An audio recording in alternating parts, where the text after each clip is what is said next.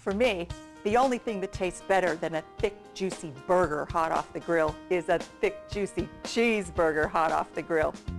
I'm cooking for me today, and today I'm making my favorite twist on the traditional cheeseburger. I'm putting the cheese in the meat instead of on top of the burger, and I'm spicing things up too. You're gonna love my chili-cheddar cheeseburgers with chili-lime mayonnaise. Cha-cha-cha. Let's get started. I've got 5 pounds of lean ground beef in a nice big bowl. Now I'm using 85-15, which means it's about 15% fat, because you need to have some fat in your meat in order to get a nice juicy cheeseburger. I'm going to add a tablespoon of salt and a tablespoon of coarsely cracked black pepper and 2 tablespoons of chili powder, preferably Mexican style chili powder. Next thing, I'm going to add 2 cups of minced cilantro and 2 cups of diced onion. Now, putting onion in the burger is going to add a lot of extra moisture to the burgers, but if you really don't like onions in your burgers, that's an ingredient you don't have to put in. Now, I'm adding a pound of jalapeno pepper jack cheddar cheese. I love this stuff.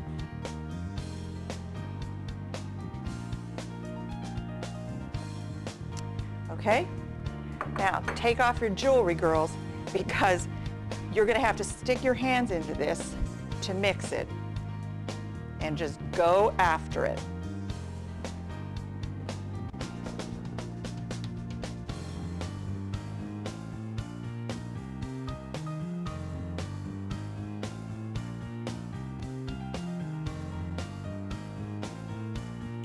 I've got a nice big ball of well-mixed meat. And now what I'm going to do is I'm going to leave you for a minute. I'm going to go wash my hands, and when I come back, we're going to form the burgers. Hands are clean, and I formed my meat mixture into 8-ounce balls. Now, I used a kitchen scale to do that, but you can pretty much eyeball that if you want. Now, I'm using a 4-inch ring mold because that's the size I want my burgers to be. And I'm going to place them inside the ring mold. I said thick and juicy, and I meant it. And that's pretty much how I make sure that I get a really, really big, thick burger. I'm just going to keep doing this with all of them.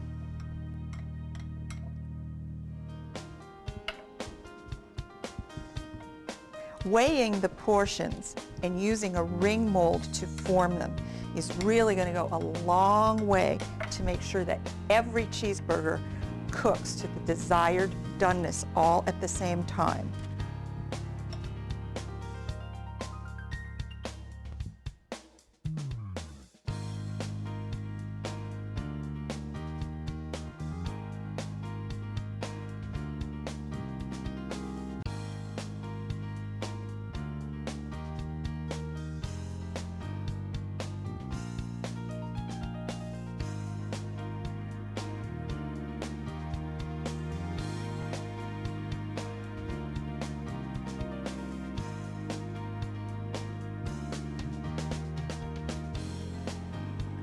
All of the burgers are formed, and I'm just going to set these aside for about 5 minutes until I make my chili-lime mayonnaise.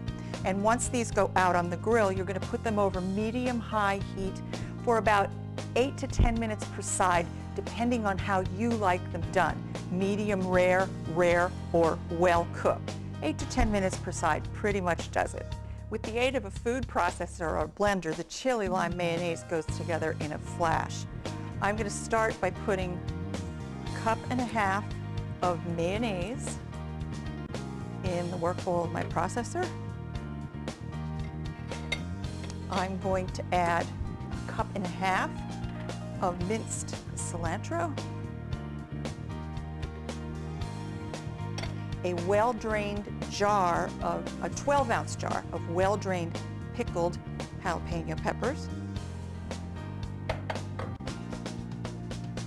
2 tablespoons of lime juice, which is the juice of 1 fresh lime if it's really juicy, and 2 teaspoons of sugar.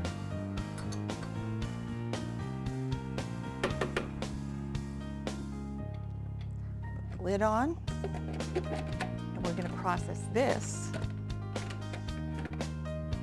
There we go, for about 30 seconds.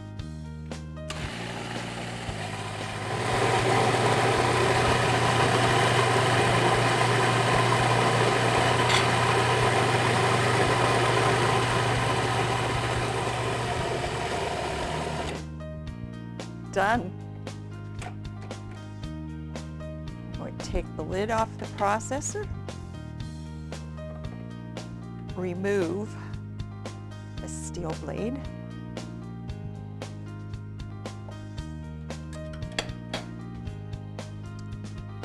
and I'm just going to transfer all of my mayonnaise.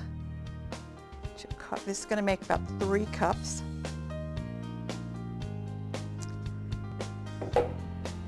And I'm going to put this, cover it, put it in the refrigerator to chill while I'm making the cheeseburgers, because this is going to thicken up while it's in the refrigerator. So the Patriots were at the White House yesterday, and the president made The things I do for my wife. number 1.